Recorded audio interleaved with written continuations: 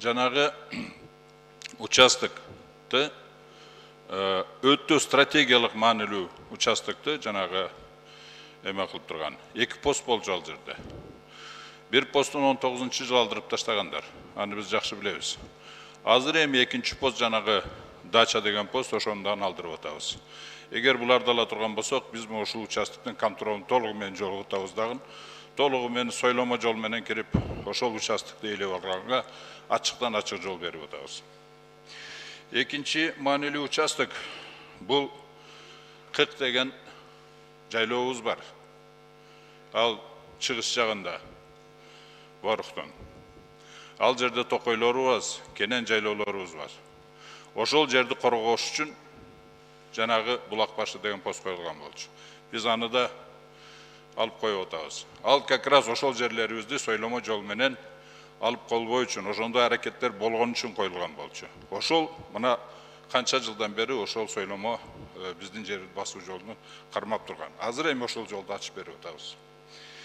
Эми дагы бербе эмебиз Керевшин деген аябай чоң дагы жайлообуз бар. Ал жерде токойлорубуз, анан тышкары Аксай сайынын башы, дарыябыздын башы ошол жерде.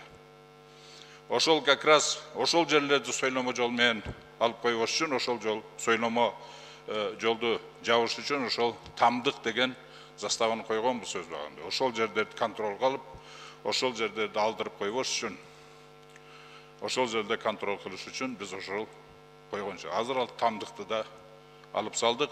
Значит, ошол жерлерди сойломо жол менен ээлей береттер.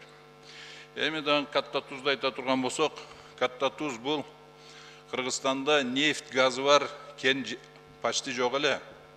Ошол Катта Туз нефть, газ бир топ запасы бар нефть, газ кени бар. Ошол жерди тосуш үчүн, ошол жерге дагы тажиктер ээлейбиз деп, бүгүнкү күнгө чейин ошонун газы менен тажиктер колдонуп келатат незаконный. Ошол жерди бир жолу алып койбош үчүн ошол пост коюлган. Азыр бүгүн ал посту да алып атабыз. Значит, ошол биздин кенибизди басып алганга ал жерде эч ким жашабайт. Тосо турган эл жок ал жерде. Тажиктер кирип басып алышка ачыктан ачык жол ачып берип атабыз. Анан эми жанагы кече 42-чи протоколду койгондо ушул бүт посттор алынды. Ошол посттор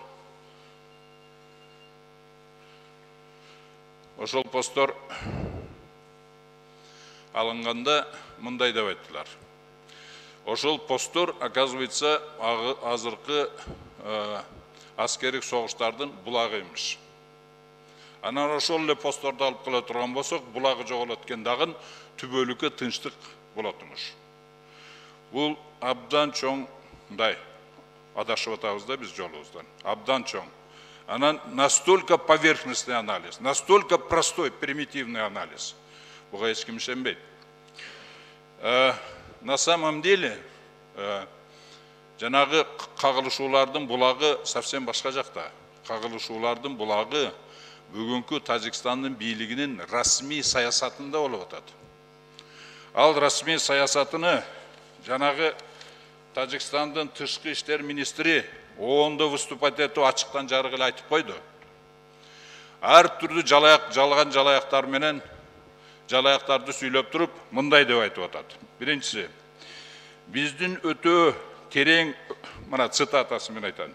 Биздин өтө терең өкүнүшүбүзгө дейт, байланыштуу кыргыз тарап 1950-жылдардан бери дейт, өзүн билемдик менен тажиктердин жерин кылдаттык менен басып келишүүдө дейт.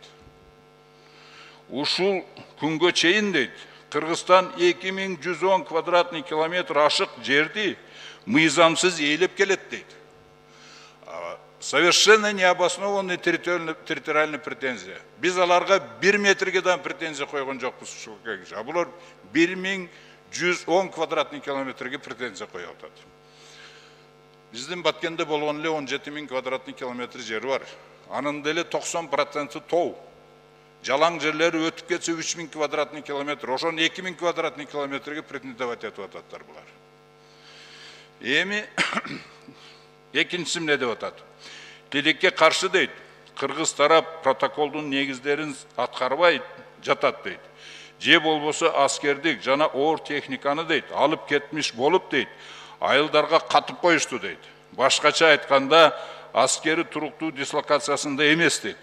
Ушуга байланыштуу дейт чек арадагы эмки кезектеги дейт согуш кагышуулар кыргыздардын жоопкерчилигинде болот деп эсептейбиз деп атат. Мындайча айтканда тажиктер ушул претензиясы менен дүйнөлүк коомду өздүгү эмдиги обширный агрессиясыга жол ачып атат.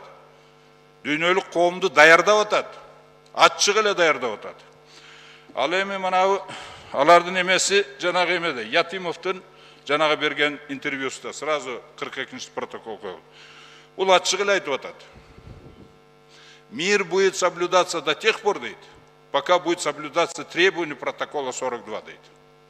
Ушул эле сөздү 21-жылы согуштан кийин 39-чы протоколду дагы кол койгондо ушул эле сөздү айтты. Азыр бирме-бир кайталады ушуну.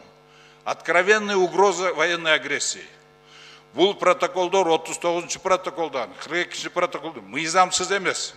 Себеби они подписаны под принуждением. Мажбурлап колдурду ошолго, колду. Под угрозой военной агрессии, обширной, полноценной войной угроза кылып туруп койдурду. Бул деген аччык эле агрессиянын эмесин жүргүзүп ататтар. Откровенно эле. Во всеуслышание бүт бардыгы дүйнөнүн алдында айтып атат. Ошондуктан бул эмелер эмеге алып келбейт, тынчтыкка алып келбейт. Ошондуктан мен сиздерге эмнени сунуштайт элем. Берде мен биринчиден еще эме болгондо эле, биринчи согуш болгондо эле февралда эми башталганда эле мен сунуш кылдым эле. Ушул тажик маселесине кандай протоколдор коюлган болсо, ошол протоколду шылтоо кылып, бизге нападение кылып, провокация кылып, согушту ачкандардын ошол шылтоо кылып аткан протоколдордун бардыгын изучать этели деп комиссия түзүп. Ошолордун баарын изучать этип, ошонун системага салайт. Анан кийин ошол кайталанбаш үчүн эмне кылыш керек ошол чечимдерди. Анан кийин ошол протоколдор толугу менен жокко чыгарып салыш керек. Себеби ал протоколдор коюлмаганы менен эч кандай процессуальный жолду өткөн эмес. Ратификация болгон эмес. Ошондуктан 10го жакын протоколубуз ошол жерде висячка кылып, тажиктерге шылтоо берип атат. Биз жака агрессия кылганга. Еще ошого шылтап туруп, дүйнө жүзүн даярдап атат. Biz agresiya kılavuz. Sebebde Kırgızlar moğonday деп. Bizdi agressor kılıp atatlar.